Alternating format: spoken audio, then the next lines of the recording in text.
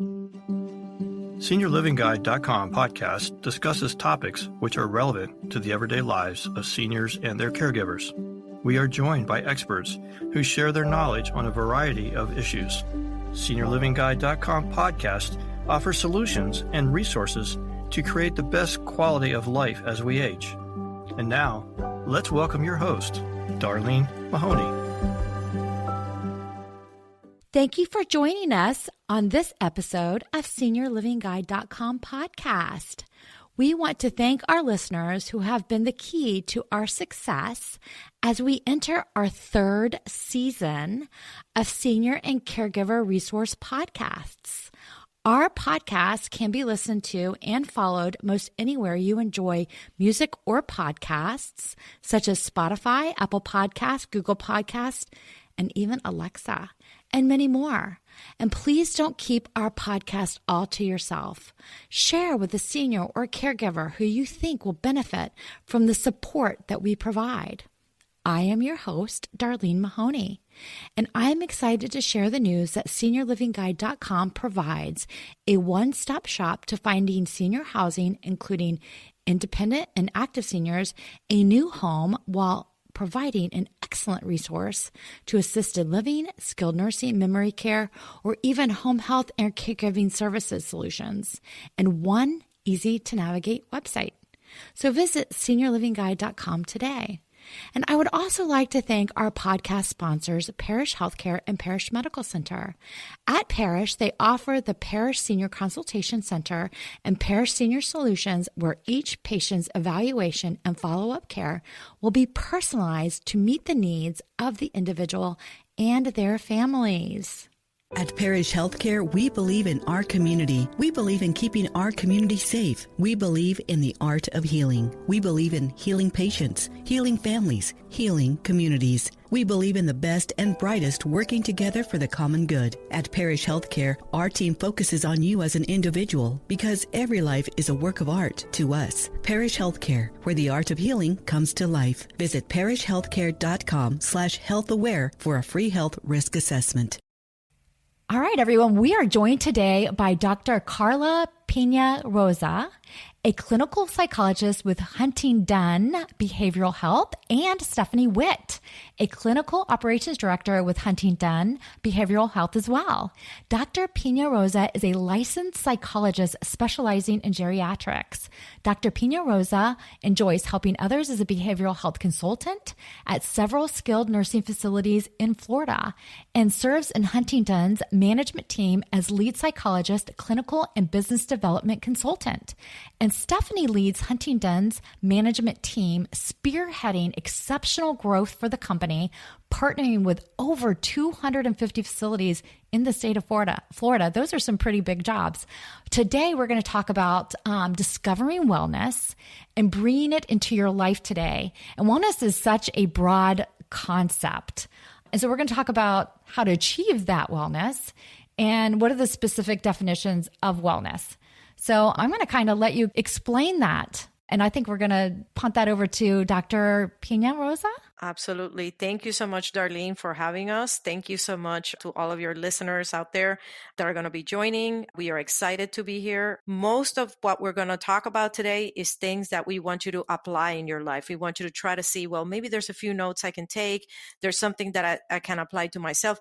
Don't think that you have to apply it all, right? We all have different definitions, as we are going to discover, of what wellness is and what wellness means to each of us. Now, the important thing here is to know that we're not looking for perfection, right? Because when we get too concerned about being perfect on all different areas, I got to work on number 1 and 3 and 4, and then that can bring stress to our life. So what we're going to do throughout this whole discussion here is try to bring you some ideas. So if something resonates with you, then fantastic. Write it down, write a few notes so that you can try it next week, maybe tomorrow. And something doesn't really resonate with you, that's okay. You don't have to pick up on all of them. We are going to dive deeply into into 8 different dimensions that have to do with wellness.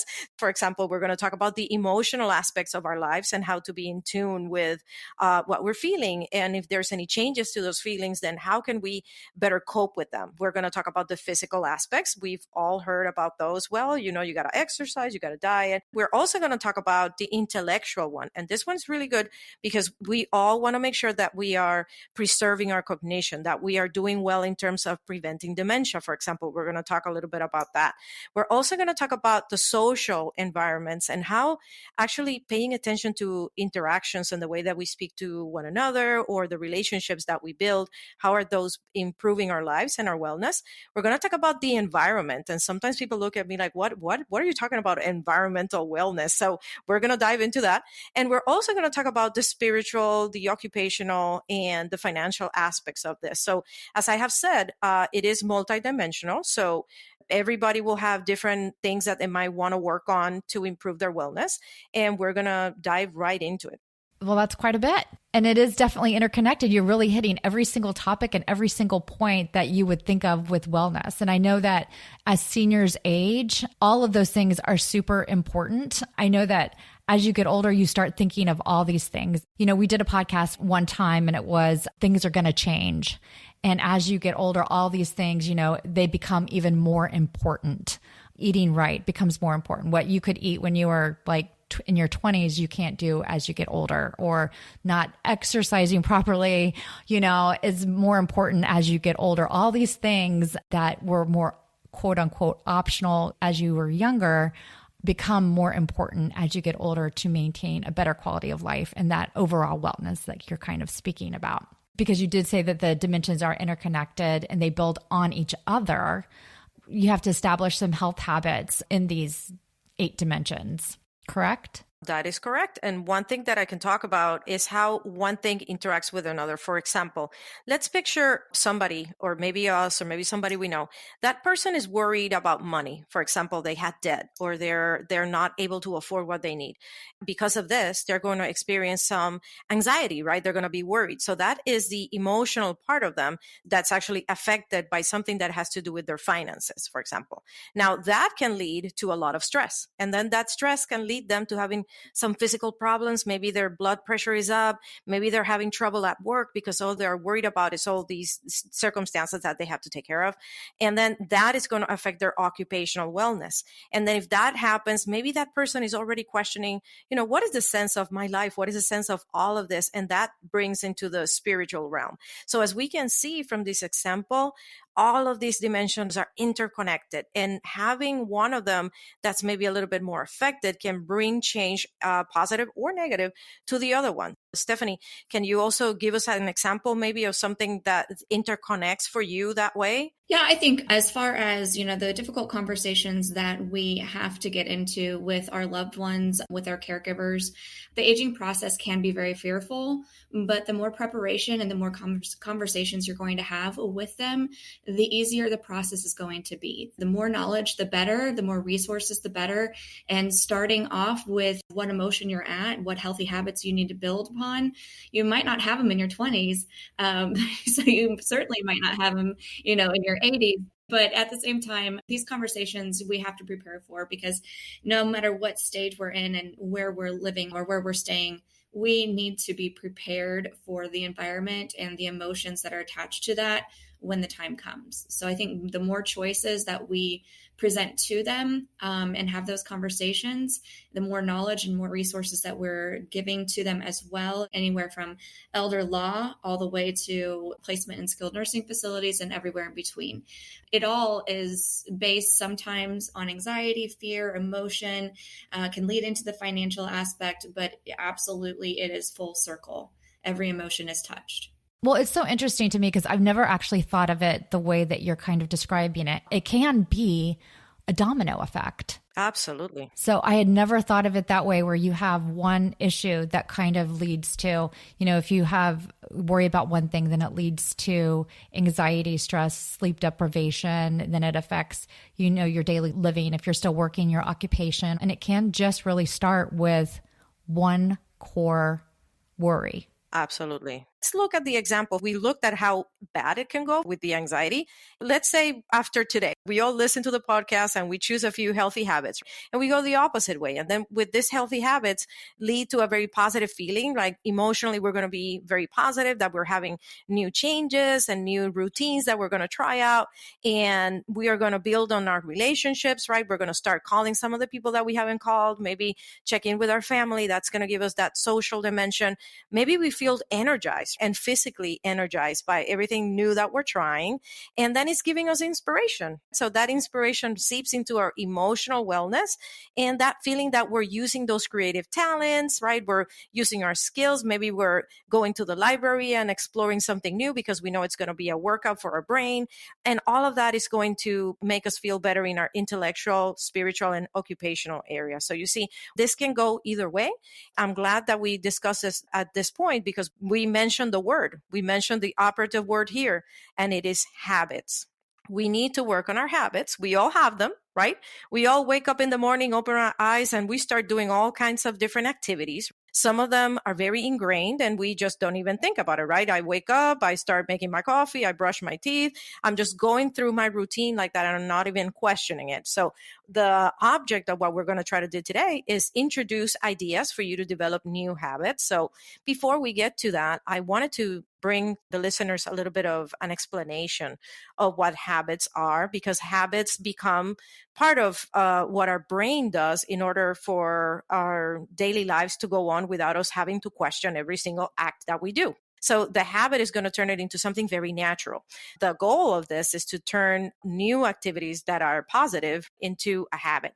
I'm going to briefly touch on the habit loop here. We have three aspects. We have a trigger or we have a cue. For example, using the morning routine, it would be, well, what is my cue? My cue for my routine might be that my alarm went off, right? I hear my alarm go up, or I see the sun, it's hitting my eyes, and I wake up. So that's my trigger, or that's my cue. Then I go into my behavior. I woke up, the first thing I do, let's imagine that I go to the coffee maker and I get a cup of coffee. So that is my behavior, and that is my routine. And then what do I get out of it? That is the third dimension here, which is the reward.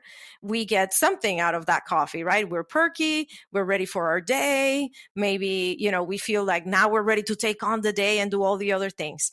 We are less mean. There you go. We're less mean. Yeah, I've seen so many funny memes on what people do when they don't get their coffee. So we can all think about that, right? So one thing that I'm going to suggest here to the listeners is to actually take that habit loop. That's pretty easy to understand, right? We have our trigger, we have our behavior and our reward.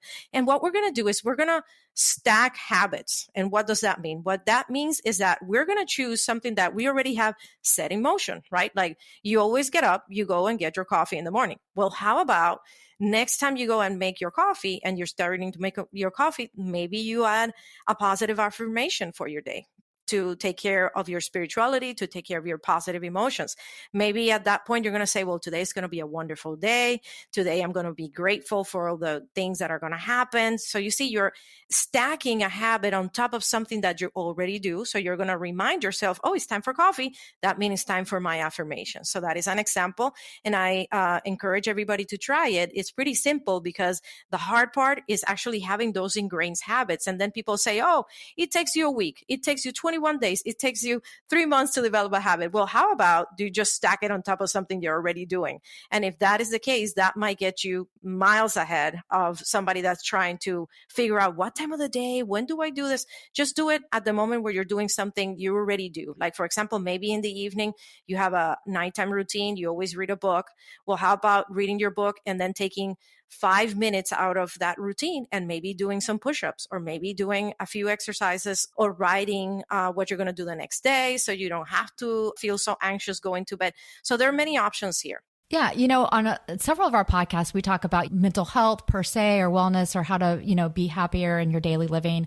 But a lot of that comes with not real directions, I should say, on how to achieve that. It's just more of a baseline on how to cultivate those feelings per se.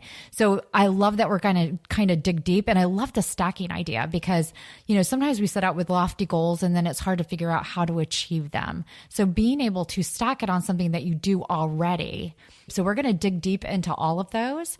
We're going to take a quick break, hear from our podcast sponsors, Parish Healthcare and Parish Senior Consultation Center. And so everybody stay tuned because we've got some really great stuff coming. Hey, Mom, how's the retirement home search coming? Oh my gosh, I'm just so stressed out. I don't even know where to begin. Well, why are you so stressed? What's the matter? I don't know where to find anything. I just need everything in like one place and know what all the options are. Does the idea of searching for senior housing seem overwhelming and you just aren't sure where to even begin? SeniorLivingGuide.com has great news for you. We offer a one-stop solution to take the stress out of your senior housing search. At SeniorLivingGuide.com, both our statewide Florida edition book and website are created to make your senior housing search very easy for you to navigate. We provide details on communities, including retirement, assisted living, skilled nursing, memory care, and home health, allowing you to decide which best fits your needs and then connecting you directly with those communities. Visit us online at SeniorLivingGuide.com. At Parish Healthcare, we believe every life is poetry in motion, motivated by strength and determination. As your bone, muscle, and joint healthcare partners, we believe in blending the art of healing with the science of medicine to keep your body in motion. We believe in healing patients, healing families, and healing communities. For a free orthopedic health assessment, visit parishhealthcare.com/orthoaware. Parish Healthcare, where the art of healing comes to life. Thank you for joining us. We are back with Dr. Pena Rosa and with Stephanie with Huntington Behavioral Health. And we are going to continue talking about how to achieve some of those wellness goals. So talk to us a little bit more about what we can do to stack those goals and what we need to do to achieve them, I guess.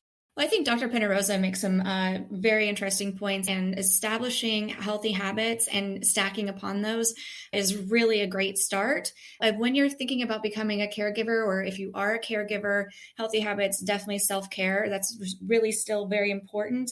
But then you're stacking also the schedules and the importance of others and what they want as their self-care. It becomes a balance, and we just need to kind of prioritize what's most important to you and how can you keep that as a healthy habit. And also, how do you mix that with what's really important to the person that you're caring for as well, and making sure that they can still establish their healthy habits daily.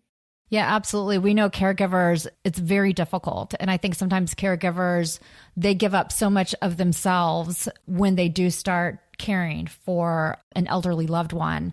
They lose a lot of themselves physically and emotionally. So this is really great that we're going to dive deep into this as well.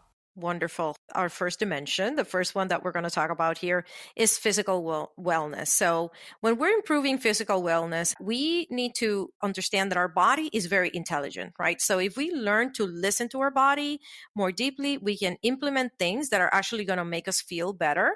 And hopefully we're going to trim back on some of those things that bring us down.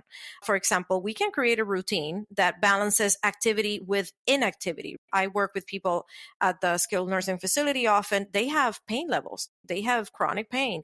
They have chronic conditions that they need to handle. So we want to make sure that if we are introducing something like physical activity, we want to make sure we don't overdo it, right? So we're going to keep things balanced. We're going to look for those moments of increasing the activity with periods of rest and inactivity. We're going to manage our obligations, our needs, right? If we're a caretaker, we don't want to increase the amount of exercise and opportunity for us to be doing things outside of our role that are actually taking away from what we need to do, and then we'll create some anxiety around it. Also, on the physical wellness, it's very important to manage our nutrition. And with this, I'm not giving specific nutritional advice here. Want to make sure that I make that clear. But what I'm trying to do here, there's plenty of research nowadays that tells us that nutrition and exercise are pretty much paramount when it comes to preventing disease. When we're talking to nutrition, are we talking about what do we have access at home, right? Can we prepare healthy and fresh food at home? Yes, there's plenty of places where we can go and eat outside, and that's fun too. But we want to make sure that we have access to the fresh and healthy food. Make sure you have your veggies, your fruits, that you have ways to make exciting things at home. Another thing is, are we able to eat at home so we can better track what we're putting into our body? Because we know that when we're eating at home, we can control the amount of fats or the amount of salt or sugar that goes into our food.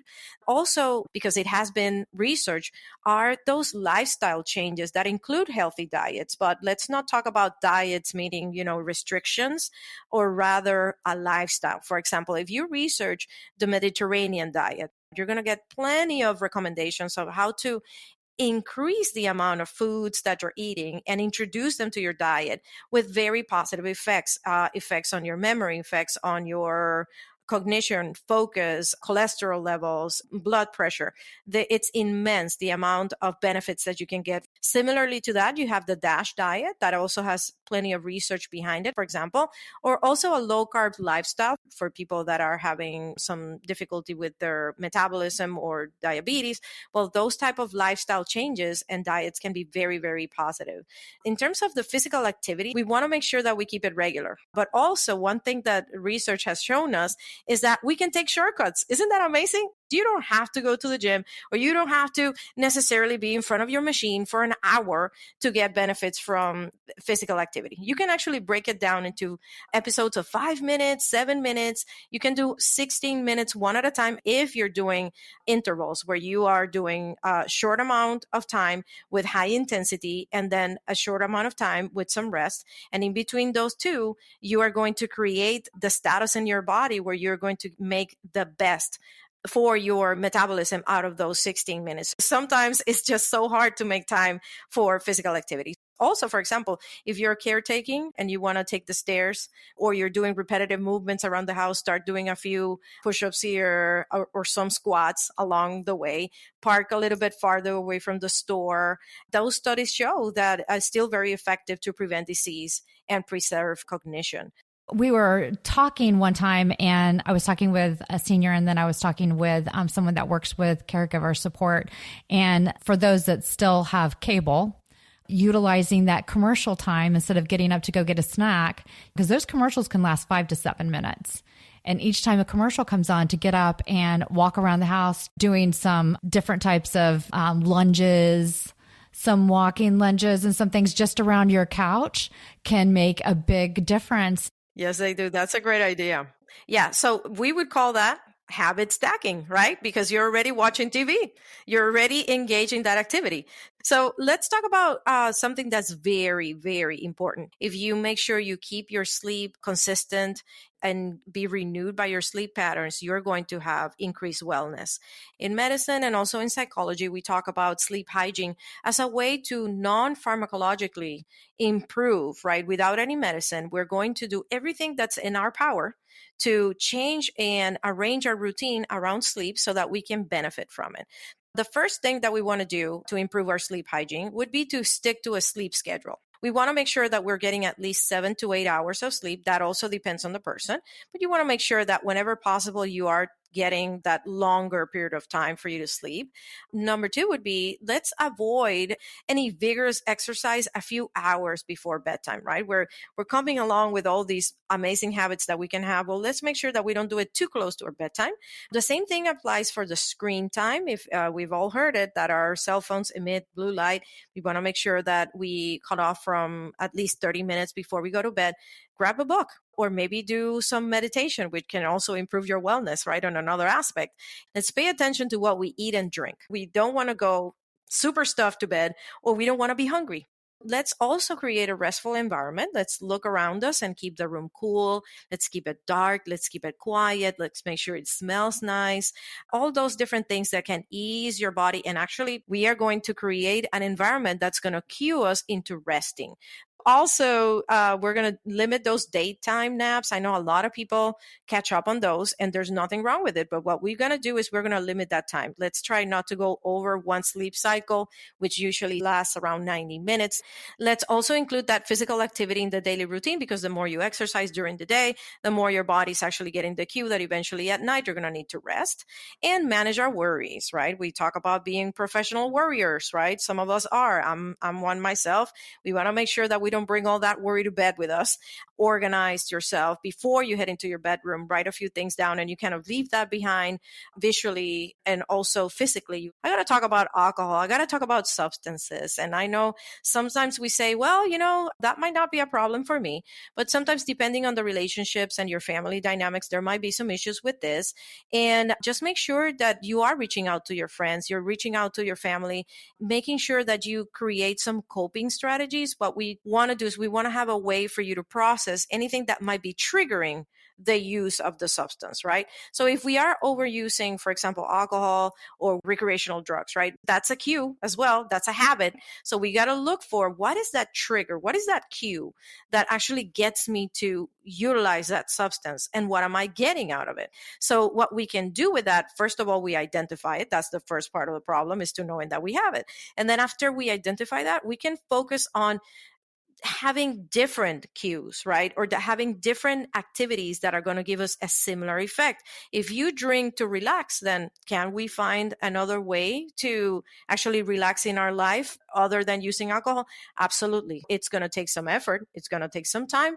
It's going to take some support from our loved ones, but it's definitely something that we should talk about and that we should try to figure out. Anything that's a negative coping strategy or a negative habit, eventually it might take over. Remember the concept of wellness, how everything is interconnected. So if one thing is affecting all the others, before you know it, you're going to feel like you're completely off kilter here. Right. And sometimes does alcohol, if you're drinking, if you have alcohol, especially before you go to bed, it relaxes you, can go to sleep, but it also interrupts your sleep cycle later on. You'll wake up. Absolutely. If you smoke, for example, people that smoke, nicotine, it relaxes them, right? Quote unquote. But that substance is actually increasing the activity in your nervous system. So ultimately, the habit relaxes you, but the substance does not.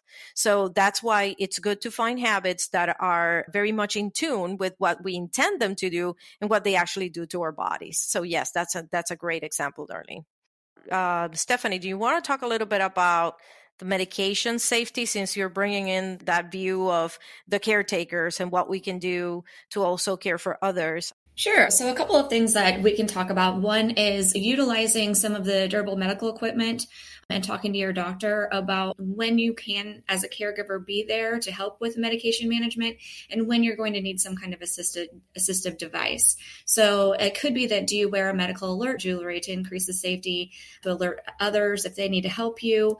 Are you storing these medications properly and reviewing the expiration dates? Of course, reaching out to behavioral health companies, using a psychiatrist or a psychiatric mental health nurse practitioner, even your own primary care physician, and discussing that also with your pharmacist. All of those people you can reach out to, and they can help with reviewing of those expiration dates and the renewals of those medications as well. And then you can carry a list of your medications with you in case of any type of emergency. I highly recommend this as a caregiver, carrying one with you for your loved one, for yourself. It's very important. And then even giving your doctor's office a list of the current medications. Of course, like if you're an independent living within a CCRC or something of that nature, it's very important that you can give somebody that's helping with the medication management as well at the facility or community level. Yeah. Yeah, that sounds great. Wonderful. Yes, absolutely. Great tips there to make sure that we keep everybody safe. Just we love them and we keep them safe. That's what I always tell my parents. I'm here to love you. I love you dearly, but I'm also here to keep you safe. So certain things I will remind you of.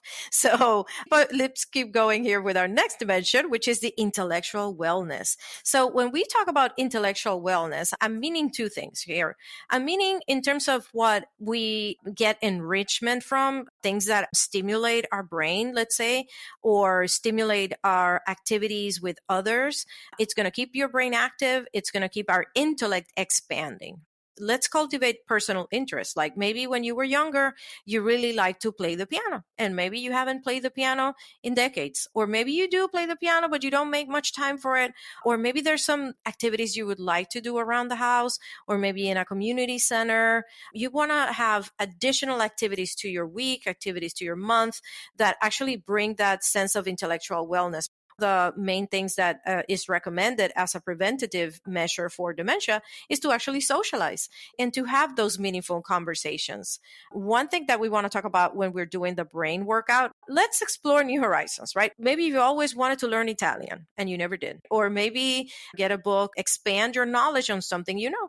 Maybe you do like sailing boats, for example, but you never read a book about sailing. Well, maybe you go and you find a book or you find a DVD and you just read it and expand your intellect around that topic. Also, we want to exercise, and we are bringing it together here because we know that exercise is one of the main ways in which you can protect your brain from cognitive decline and also prevent dementia. Now, are you keeping your mind sharp? Are you playing brain games and mind teasers? Or maybe you're watching Jeopardy and you're trying to answer the questions as you go along, or the same thing with Wheel of Fortune, right? Those are easy because they're always on prime time, and you can try to make a habit out of playing those games. I want to mention a website that's a free website where you can get some of these brain teasers and brain games on your computer, which is really fun. It's gamesforthebrain.com. So brainsforthegame.com is a free resource there. One thing, Darlene and Stephanie, that I want to talk about, it's prevention of dementia. Based on what we know and based on some recent results, and this is a large population study that I'm going to talk about that was done with 20,000 people. And the results actually were just published. We're talking January 2023. They followed this group of 20,000 people for 10 years. And now we have the results, right, of all those observations. They linked behaviors to a slower memory decline in older adults. So what were the behaviors, right? Well, I'm going to mention 6. Now, in the order that I mentioned them is the order of importance because they actually prevented dementia. So the first one was a healthy diet. That had the strongest effect of all of them. In second place, we have cognitive activity. So what do we mean by cognitive activity? Just the little things that I mentioned. People were trying to stay on top of things they liked. They were socializing. They were doing brain teasers. Number 3, regular physical exercise. That's another top 3 there. We want to make sure we have physical exercise every single day of our lives, okay? Never being a smoker or being a former smoker. So if you quit at some point of your life, you're also getting benefits from not being a smoker. Also, the same thing applies to drinking. So being a never drinking or quitting drinking. If you had a favorable lifestyle, which includes out of these 6, if you had 4 to 6, they were, listen to these numbers, people, 90% less likely to develop dementia in those 10 years that they were followed up. Now, it's followed up by an average lifestyle. So let's say we pick 2 or 3 healthy factors here. So those people were 30% less likely to develop dementia. And then those people who have the unfavorable, maybe 1 or 2, were the ones that they were compared to, right? So if you want to improve your odds, because sometimes people ask me, well, you know, my mom had it, that means that I'm going to get it. Well, not necessarily. All these people actually were tested for the DNA ApoE4 marker for dementia. So most of them did have it, and they did not develop it on a 10-year period that they were followed up because they had those positive factors. So this is really important information that we're talking about here. And one thing that I want everybody to get out of this is never too late to start. Even if you do a very small effort, if you start one thing today, you can achieve the results, and definitely the genetics are not going to determine your outcome, okay? This is something very important. We are still developing new drugs and new treatments for dementia, but there's plenty that we can do to actually protect ourselves and those we love. Well, that is really positive news because I think people really do have concern. I know my dad passed away from dementia. You know, you always have that in the back of your mind. That could be mine as well. And my dad had a lot of the pros and the cons of what you just talked about. So who knows, exactly why he developed, and he developed it, I would say, somewhat early. He died at 72. So he wasn't, and he had it for a very short period of time. I think everybody kind of has that. And as the dementia and Alzheimer's numbers continue to grow, they're not decreasing. They're definitely increasing percentage wise. Your quote unquote chances of developing it just seem to get larger versus smaller over the years. Right. So we want to make sure that we're focused on the things that we can do. And that's the cool thing about wellness as a concept. We all have a sense of what makes us feel better and what gives us that stability. This is what we're going to try to do. We're going to try to do those little changes every single day so that we add up into that wellness. Now, one thing that we should touch base here on is something that I said that was kind of cryptic. What is environmental wellness? What do I mean by that? Well, environmental wellness can include many different things, but basically, let's think about those spaces that we inhabit. If you live in an apartment complex, or if you live at an assisted facility, maybe you live in a nice development, right? Do you have access to clean air? Is there nice places to sit around? Are there places for you to go and connect with nature? Are there efforts in your community to preserve the areas where we congregate? And even things very, very specific to, like, if in your home, are you keeping your place tidy? Are you keeping it pleasant? Does it smell nice? Is it a place that is going to bring you that sense of balance? Is it actually a hazard? Maybe, Stephanie, maybe you can talk about things that might be a hazard at the home that people might not be thinking of, right? Well, absolutely. I think as we age, you do have a tendency to maybe hoard a little bit more in certain situations. It's out of your control in a way. You don't have the energy to pick up around you. You don't know what you should keep, what you shouldn't keep. You have all those different types of emotions that we're talking about, right?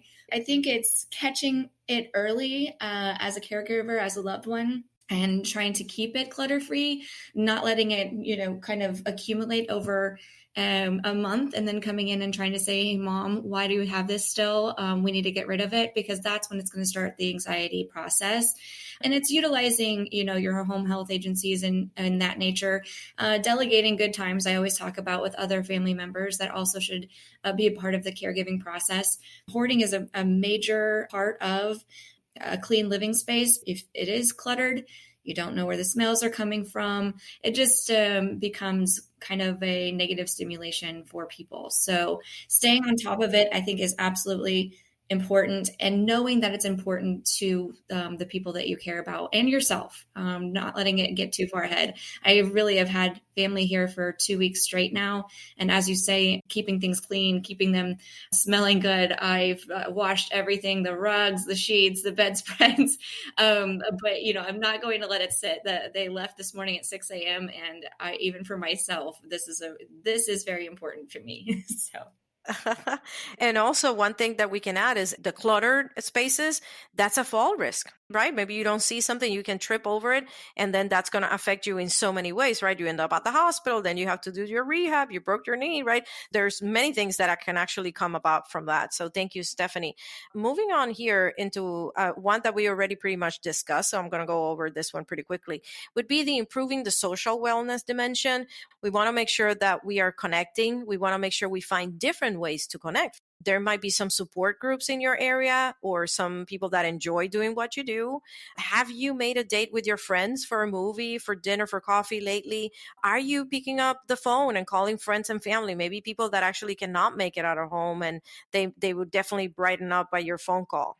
There's senior centers as well that are located in a lot of communities, at least in my area. I've noticed that there's senior centers, and I think that that's great, that they're able to connect and do things that maybe if they're still aging in place and they're not in a community, that they can meet and still do things. And also if they're attending church, I know that they'll have like little fellowships and things like that. Absolutely. That's the beauty of it, right? Everything is connected, and we're all connected in this planet, right? So we got to make sure that we maintain those connections in every stage of our lives. Even if you're older, right? Oh, yeah, I don't know any new people. Well, go ahead and meet some new people, right? Emotional wellness is something that definitely, as a psychologist, I want to touch base on, because we gotta make sure that we are working with our emotions, right? Emotions are natural. Emotions, everybody has them. Emotions are also very healthy. All kinds of emotions have a purpose. We don't want to dwell in the emotion long enough for it to become a problem, right? We all worry, but if we worry 24/7, then we might have an anxiety disorder. We all feel sad at times. We want to make sure that we can process it, understand it, make something out of it, and then move on. And that's what our emotional wellness comes really important here, because if we are not in the right emotional state of mind, we might say, oh, yeah, forget about exercise. Oh, no, I'm not going to the museum. I'm not going to do this, right? So it might start affecting all the other areas that we are discussing on. So one thing that I can recommend is to find a place, maybe it's in your house, outside of your house, in your community, where you feel comfortable, and then go there when you have a need for comfort, for quiet. Maybe you want to connect with nature at that point, feel safe. Find those places, have a little time to yourself, maybe meditate a little bit. Also, one thing that I want to talk about is safe relationships. We want to make sure that in our life and the people that we care for, the people that are around us, that those have been established as safe relationships. If you notice that there's a lot of negativity, or there might be some indicators of, I don't want to call it abuse, but sometimes there might be some negative interactions and dynamics that we certainly don't want in our lives. So if you are identifying things like that, reach out to a friend, reach out to a family member, reach out to a therapist, a support group, so that you can work through them. Or maybe you identify that you might have a problem with your own emotions, right? Well, maybe my anxiety is not letting me leave the house, or I feel so depressed, I don't want to get out of bed. So those are the ways in which we should reach out to those who love us and that are around us for some help. I work with the elderly, right, as a geriatric psychologist. So I'm like, no. You can always learn new ways of managing things. And it's so easy, because what we're going to do is we're going to do small changes. For example, if you're having an interaction with somebody and you feel that maybe you got angry a little bit, you got a little bit reactive to what they were saying, well, there's going to be a next time for you to talk to that person, right? Very likely. So then choose the opportunity to give yourself some space to do something different next time. There are many things that we can do and introduce that small change. One thing that we also want to talk about is, can we, as to ourselves, can we be as nice and kind to ourselves as we are to others? And that's something we should all think about, because we want to acknowledge our feelings without any judgment. If I'm feeling depressed or if I'm feeling anxious, that's okay. It's a temporary state. Maybe I need to meditate. Maybe I need to take some time for self-care, and then I'm going to process my emotion, reach out to somebody, and then move on.